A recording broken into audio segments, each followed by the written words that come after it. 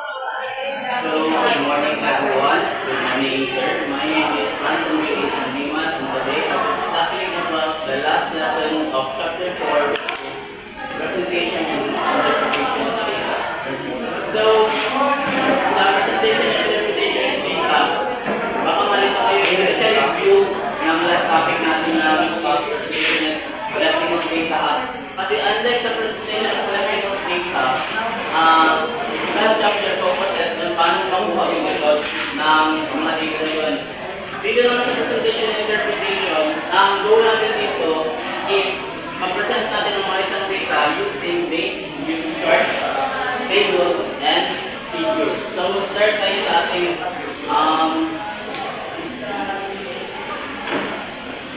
first table, which is the frequency distribution. So, frequency distribution and arrangement of the data of the class intervals and frequency. So, wait tayo sa illustration.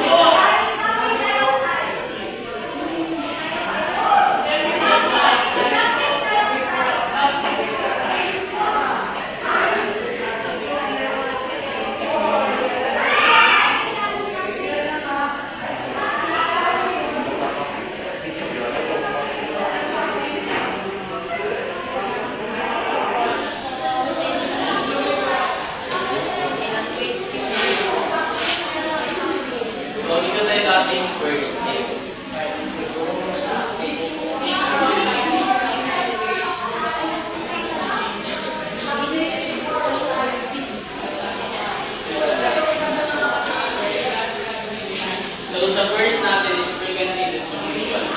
So, dito sa frequency distribution, meron tayong list of raw data which consists of 1, 2, 3, 4 categories, each with 1, 2, 3, 4, 5, 6, 7, 8, 9, 10 data each.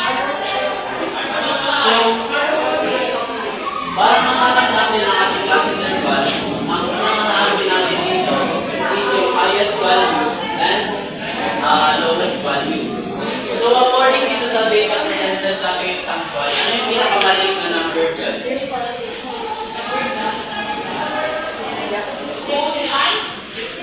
Pinakamaliit. 55.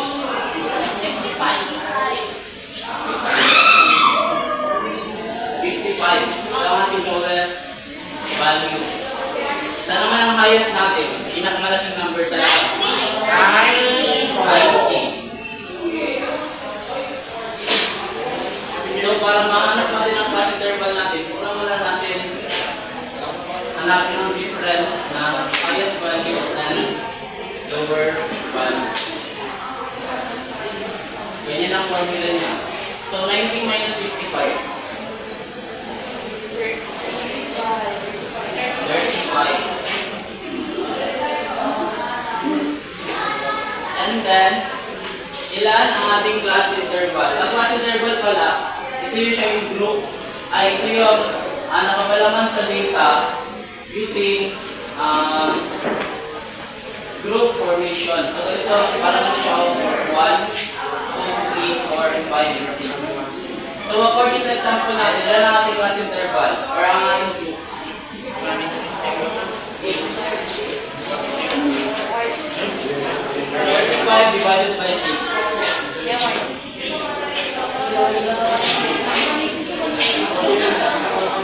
35 divided by 6.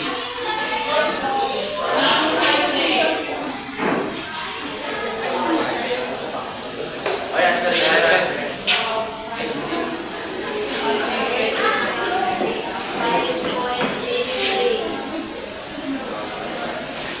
5.83 or i-round off natin as 6. Pero sa book, ito ang sagot niya. Ito ang sagot ng book ay yung akin yung bakit 7. Paano sa 7? It's J equals. So, di ba 6 ang ating class interval? Yeah. So, each class interval, kailangan yung unahin natin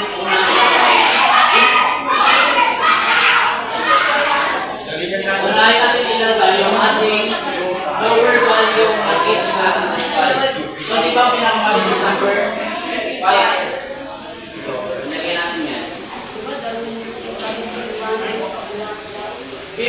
plus 7.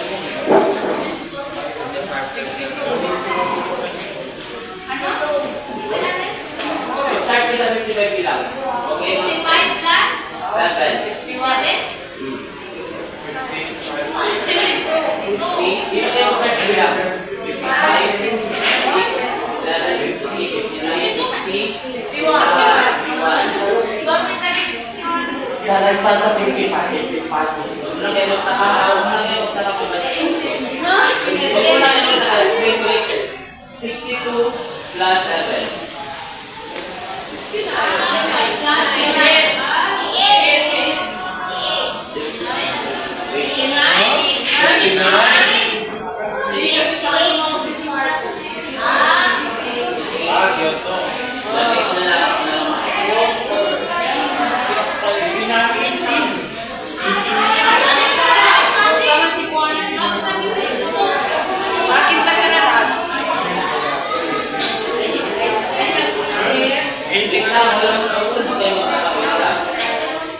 So after natin malagay ang lower value ng each class interval natin, ito na gawin natin. Natingin nyo, di ba 55 plus 7 is equal to 62? Tapos, ginanito pa rin, di ba, sino po naman, 35 divided by 6, sa total 6. Pero bakit iba-iba dyan? Yung text na nilin niya. Ito lang kasi, ang lower value natin. Hindi kayo natapos. Ipikuhan natin yan. Yung higher value naman ng group na lang, group lang, 55. Ano nga sagot? 55 plus 7. 61.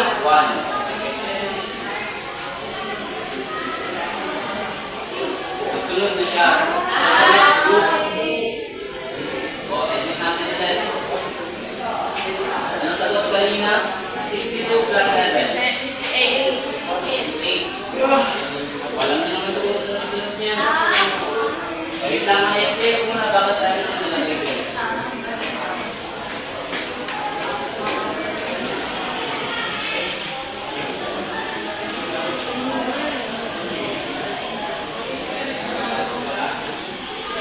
Ay, itong na-explain ko pala ito mamaya sa banda histogram pa. Sa pang na kayo. So, tapos na tayo mag-group ng ating class intervals. So, wala natin ang frequency. Para makakita ng frequency, ito yung kailan yung number na occur sa isang data. So, ranging from 55 to 61. Ilan ba dito? Bilangin natin. 1, 2, 3, 4,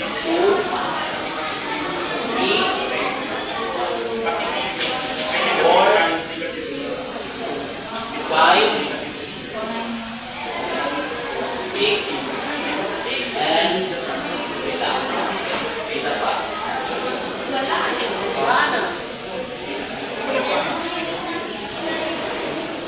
Wait, baka may wala pa ulat. Wait lang, wait lang.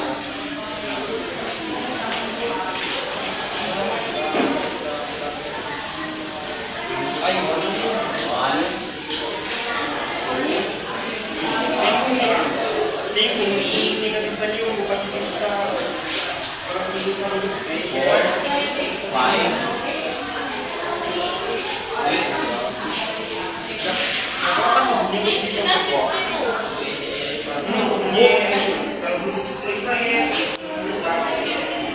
pero ganito kasi nakalagay sa book.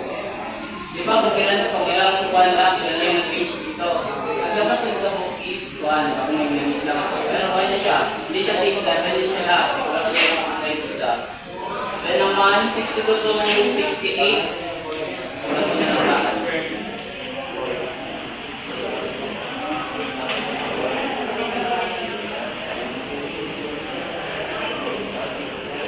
So, sa frequency distribution, ulitin ko, mag-start tayo hanapin ang lower value, higher value, tapos kunin natin yung width. Pag nakuha natin ang width, multiply sa ating class interval, depending sa question, hanapin yung final answer, and then i-form na yung graph. Para mahanap ng frequency, hanapin lang natin kung kailan sa range na ito, ang possible number which is, ito na yung mga sagot. Pero principal pa lang yan. Next naman tayo is bar graph. So sa bar graph, presents categorical data in rectangular bars with heights or lengths proportional to the values that they present.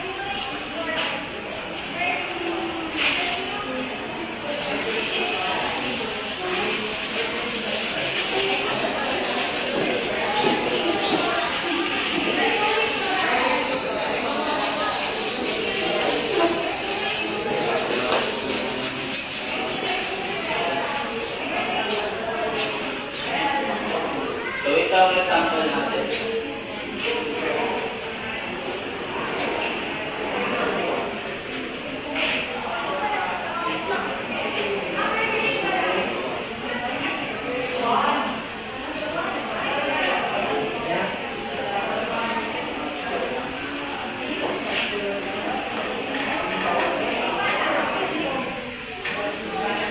So, G lang ilagay ko, pero gender yan siya. Tapos ito naman ang defense. Ito is male, female, and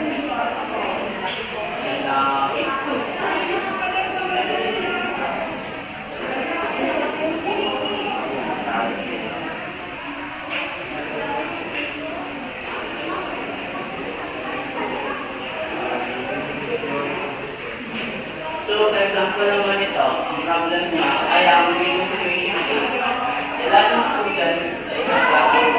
And after evaluating, ang na-count up na data is meron 35 na males and 20 na females. So, paano naman natin gamitin ng bar graph para mag-consistent ang data na yan?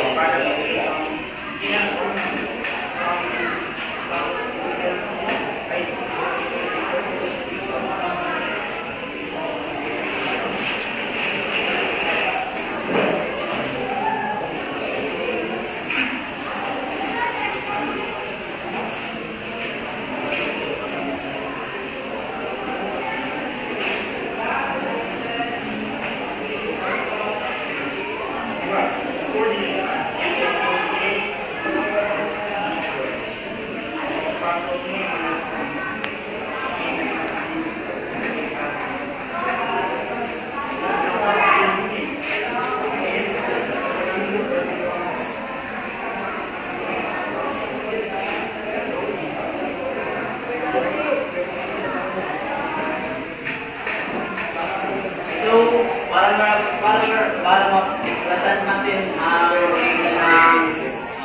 ilan ng students sa isang classroom, tapos which na-differentiate sa male and female, para understandable naman siguro paano iba. So, male, since 35, dito ang range niya banda is dito.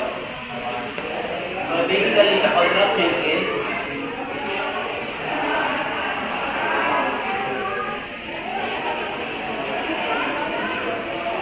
sa female naman is 20.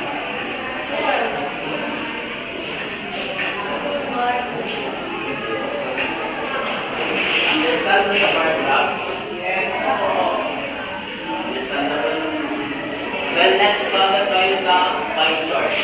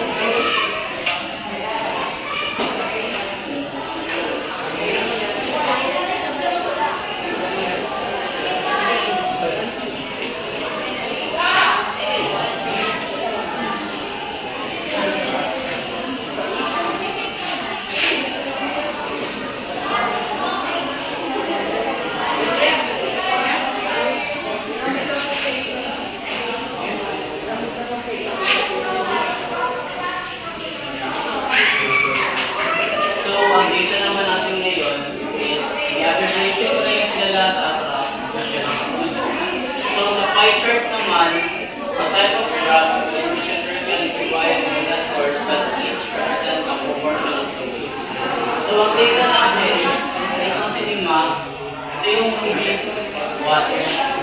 So, kunwari, example, Spider-Man, Barbie, Insidious, and The House of Us. So, ang frequency natin, o yung kailan siya sa station na ito, ilan ang nanonood sa movie na yun, is meron 11, 29, 34, and 6.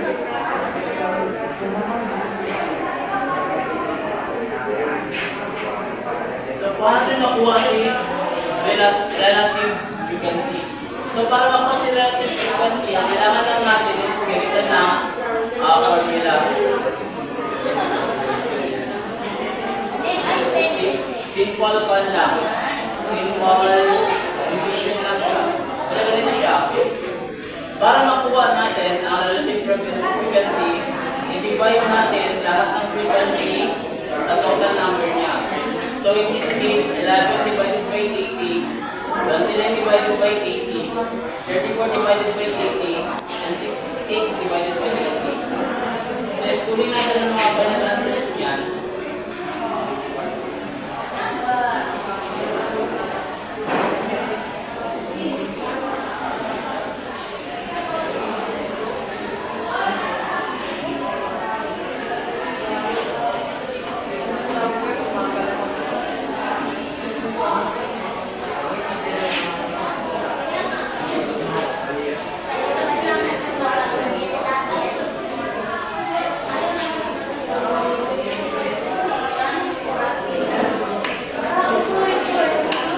magamit pa natin na data itong 0.14 sa pag-fill ng pan na pie chart. Diba nito natin siya i-convert ito percentage. So paano natin ma-convert ng 0.14 sa percentage?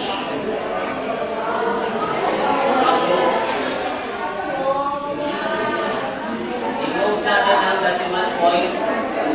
Ibig sabihin, i-move natin yung lahat, magpailan na siya is 14%, 36%, 42%, and 8%.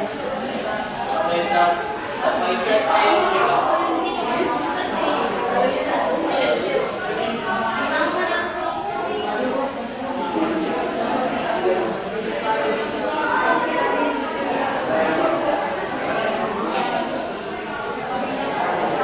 So since ang pinagkalaki natin is 42,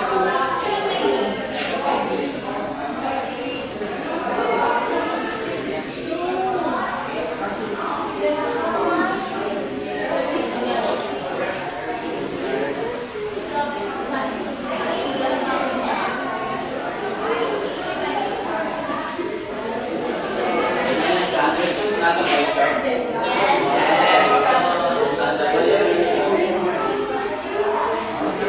Kaya dito naman tayo sa histogram.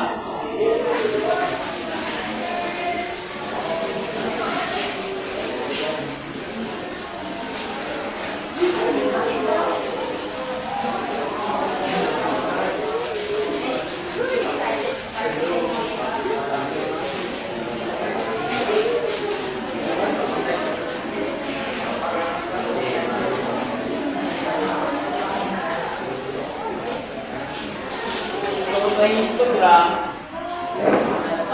ang way na para siya, ma-illustrate ko siya is kailangan mag-collapse relative frequency distribution. So paano yun siya? Una, gamitan lang natin ang example natin ganyan dito. So ito na siya, meron na tayong frequency distribution. Ang step 2 nito, nagawad na rin natin is kung hanap ang higher value nila. And ang step 3 naman is nahanap na lang ang frequency. So sa step 4 sa histogram, isa natin yung class boundary area. Problem sa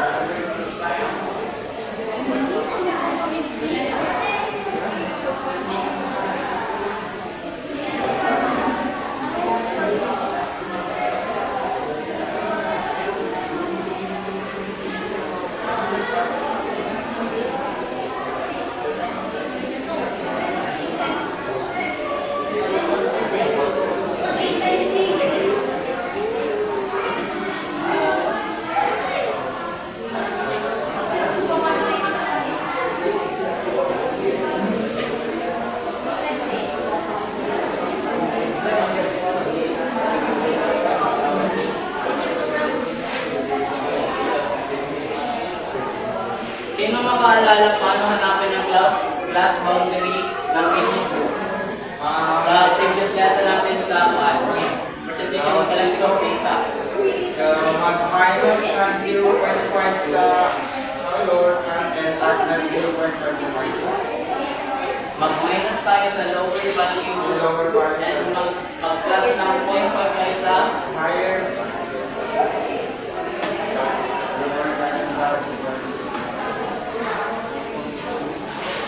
so basically ito siya.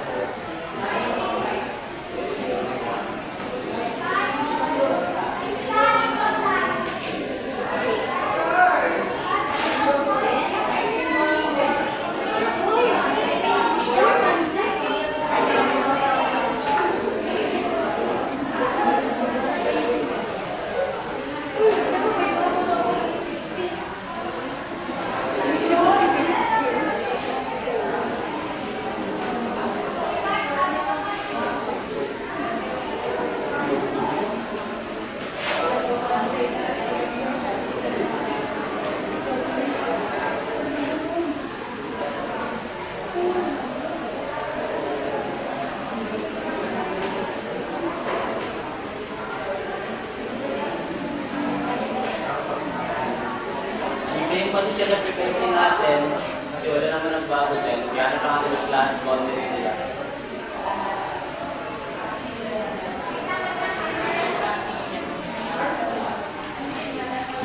So meron na tayong data sa isang graphic work. So paano naman siya i-present?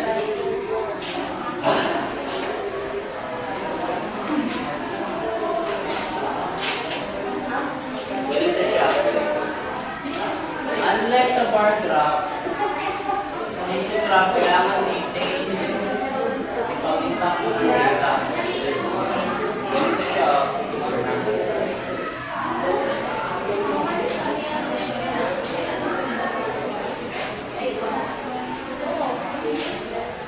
So, ang sa baba ng part natin, ito yung frequency, ito yung class interval natin na naka-range from 0 to 96. And dito naman ang ating kuhan, ang length kasi ating frequency. So since 12 ang pinakamataas dito, dapat ang frequency natin hindi mababa sa 12. So starting 0. Pwede tayo mag-cut, paano ito siya pa na, pero by ko lang ito siya ulit.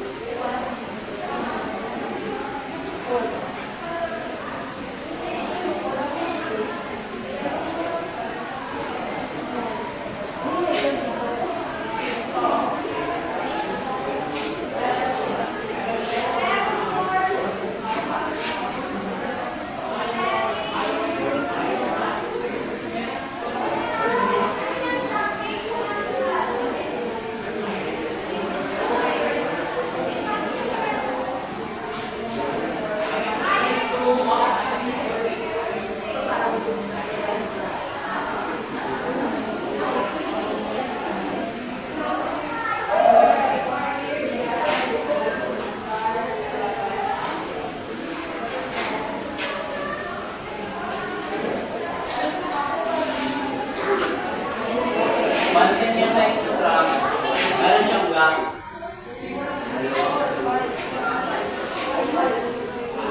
Unlike sa bar graph, na pwede mo siya i-visualize sa histogram, dapat kung ano lang kalaki yung graph ng class boundary, dapat kailangan rin kalaki ang pag-graph mo. For example, ang frequency natin sa first class interval natin is 7. So, dito lang na 7. So, pag graph ko yung siya, since sa 54.5, dito pa mag-start sa gitna or in between 54 and 55. So, ganyan siya.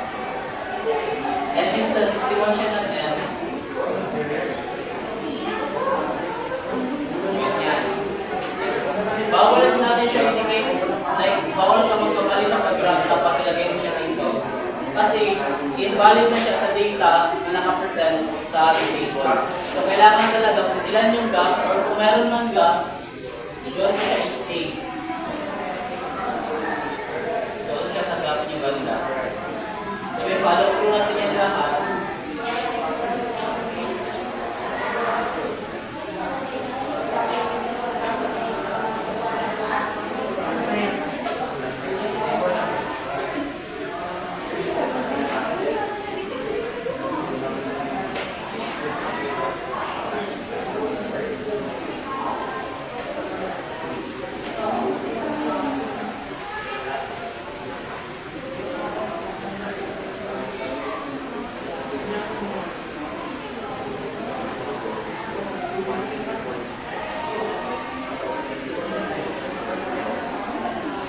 Ganyan lang siya sa histogram. Wala siyang, bawal siya bigyan ng gap, like sa bar graph, kasi ang gap niya lang is maliit na kailangan bigyan lang siya sa gap.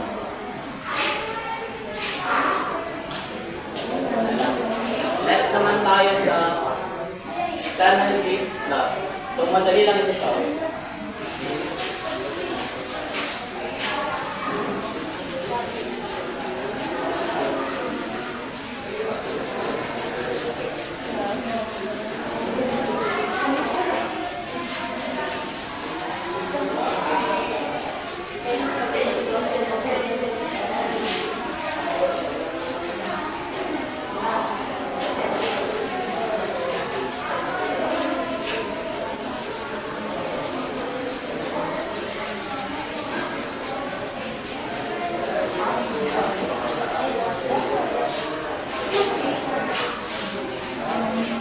So, need ko ng volunteer para makasaya yung magaling na lang siya. Ranging from 1 to 10. Ano makabigay sa akin ng tatlong number? Ranging from 1 to 10 lang. 7, 9, 9. Ano na? 5, 7, 9. 5, 7, 9. Ranging from 20 to 30. Bigyan niya ako ng limang number. 23, 23,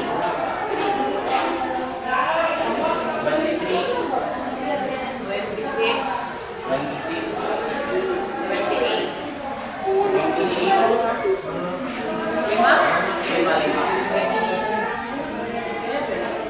7, and last.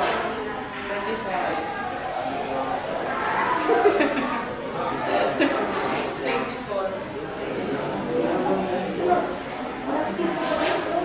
Ranging from 11 to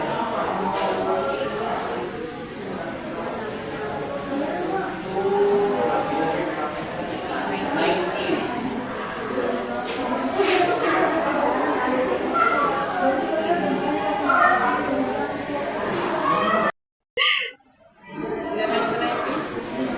Dalawang numbers lang. 18 and 19.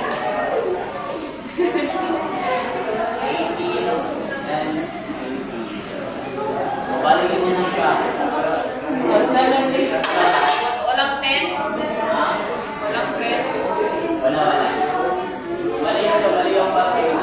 So, sa 7 flat, sa siyang device, what did you say graphical format. So, ganito siya.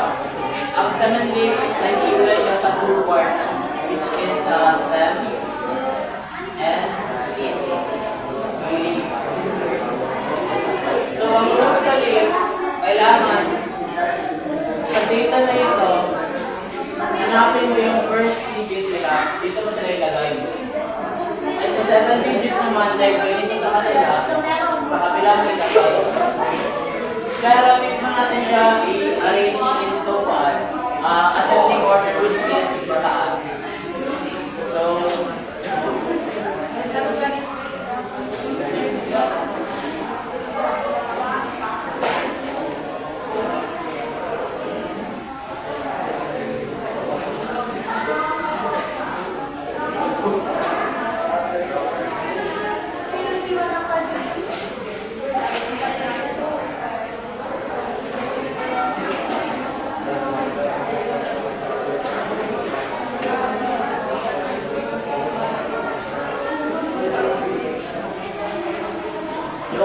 na-teach natin kanina, meron siyang 1, meron siyang first digit o tatlo.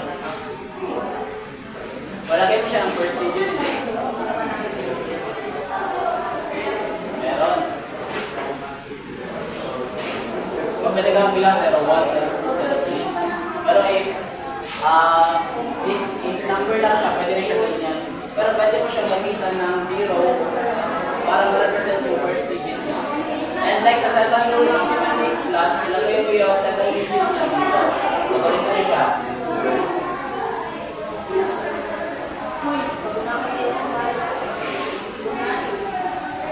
05, 07, and 09. Anong first digit na group na ito? 1. Anong first digit na group na ito?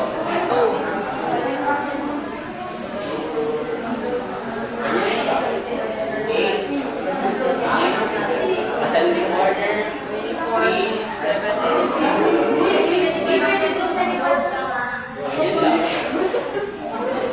Understand na?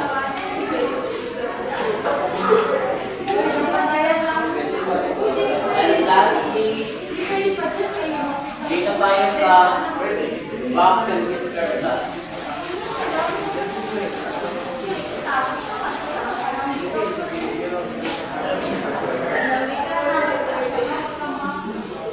So, magbigay ako ng example.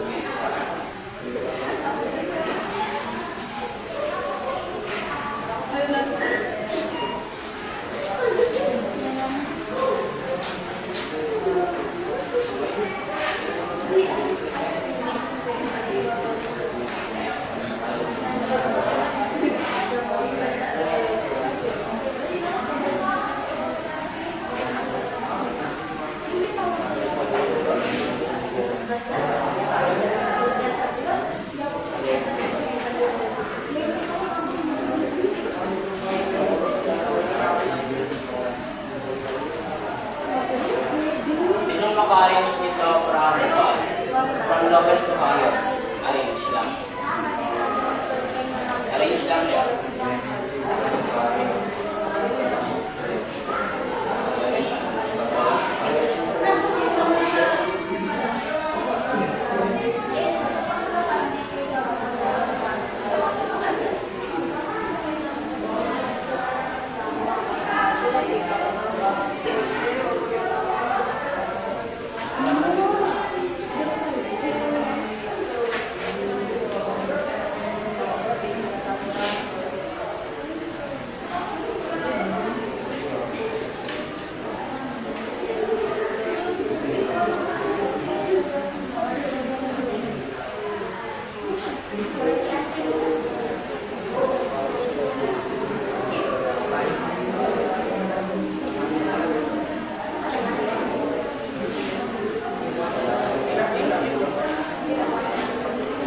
So sa box and whisker plot, ito siya, same na siya sa rule na technically pero medyo kaiba. So dito siya, ma-represent mo ang box and whisker plot by using makita dapat sa box and whisker yung minimum, first quartile, second quartile, third quartile, and maximum value.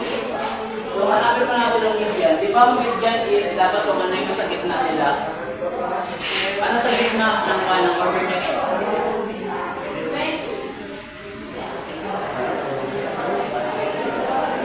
20. So, ito ang ating median or 7 quartile.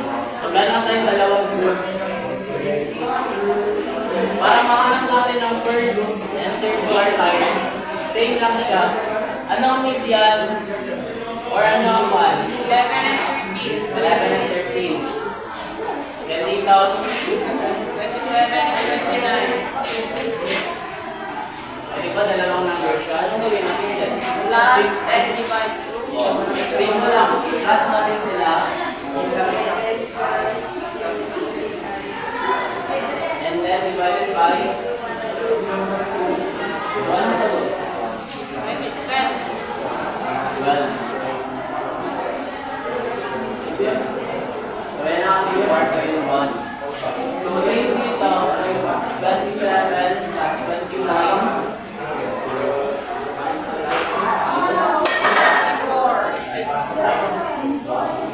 Ano sa doon? 28. 28. Yan ang ating third quarter.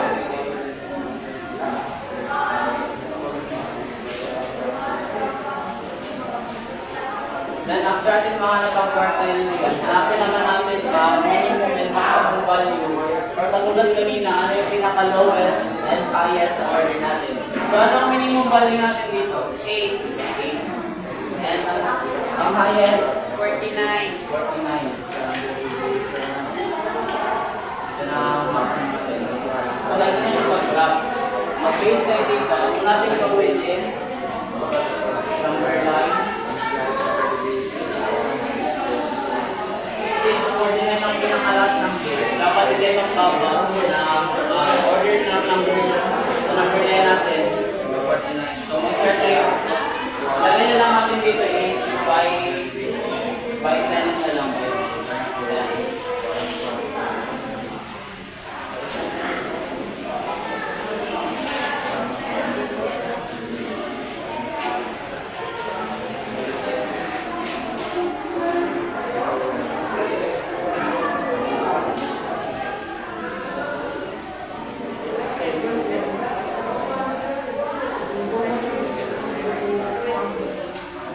So, una natin is, saan ito ang bigyan natin? 20. So, sabihin sa pag-graph din siya, sa pag-graph natin ng box and whisker is ganito siya. So, 20 is nandito. Saan banda sa graph natin ang first quartile natin? Approximately, dito siya. Dito. Tapos naman ang 28. Approximately, malapit siya sa 30.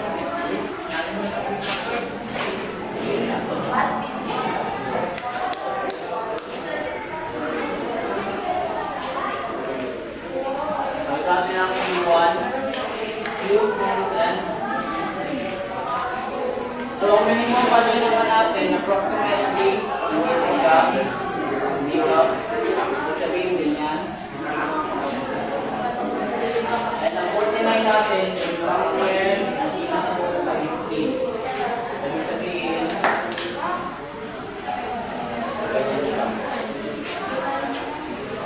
Tindihan niya paano yung graph ng one box and whisker. So, kailangan lang natin sa line line and sa line graph, hanapin ko yung median, lagyan mo ng line. First quartile, hanapin mo rin, and kaya sa third, hanapin mo this, and i-create mo siya as box. Hanapin mo ang minimum, i-connect mo siya sa ating box na flat, hanapin mo ang maximum, i-connect mo din, and ganito na yung buong graph, buong presentation na. So, naiintindihan niyo ang presentation and interpretation. Yes po. And that is all. Thank you.